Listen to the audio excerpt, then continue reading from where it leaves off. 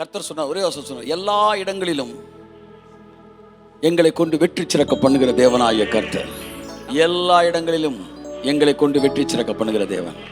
எங்களை கொண்டு சொல்லுங்க, எங்களை கொண்டு நான் கிறிஸ்துவுக்குள்ளே நான் எல்லாவற்றிலும் நாங்கள் முற்றும் ஜெயம் கொள்கிறவர்களாக இருக்கிறோம்.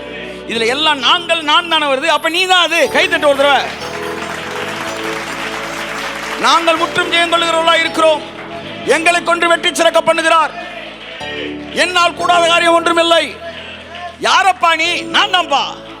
புரியுதா உங்களுக்கு? உங்களை பத்தி நீங்க எழுதுங்க. உங்களை பத்தி பைபிள் என்ன சொல்ல படிங்க. அது நிறைய படிங்க. கடவுளை பத்தி நிறைய படிச்சிட்டீங்க, படிங்க, இன்னும் படிங்க. முதல்ல உன்னை பத்தி படி. எல்லாம் கடவுள் யாருன்னு சொல்ற, கடைசி நீ யாருப்பா? நான் யாரும் தெரியல சார். நீ யாரா? அவனுக்கு தான் யாருன்றே தெரியல. உனக்கு நீ யாருன்னு தெரியலனா நீ பவுலை பத்தி பேசி வேஸ்ட், வேஸ்ட். இதுதான் ஹைலைட் இந்த மெசேஜ்ல. தானியேலை பாருங்கள், பவுலை பாருங்கள், பிரசங்கம் பண்ணுவாங்க. இவங்க எல்லாம் கம்யூனிஸ்ட்.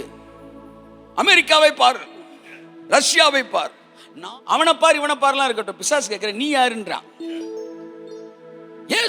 இயேசுவை தெரியும்டா. இல்ல தானியேலையும் தெரியும். நீ யாரு? ஐயோ தெரியலையா? நான் யாருன்னு தெரியலையா? அப்போ ஓரமா போய் உட்காந்து புளியோதரை சாப்பிட்டு போ. இதுல இருந்து என்ன தெரியுது? சபையான முதலாவது தான் யார் என்பதை கையை தட்டு. ரெஃபரன்ஸ் எங்க இருந்து வருது பாரு. சோ நீ பிசாசின் இடத்தில் போனாலும் சரி, தேவனிடத்தில் போனாலும் சரி, ஒன்றை புரிந்து கொள்ள வேண்டும். நான் யார்? என்னால் கூடாத காரியம் ஒன்றும் இல்லை. எல்லா இடங்களிலும் எங்களை கொண்டு வெற்றி சிறக்க பண்ணுகிறவர்.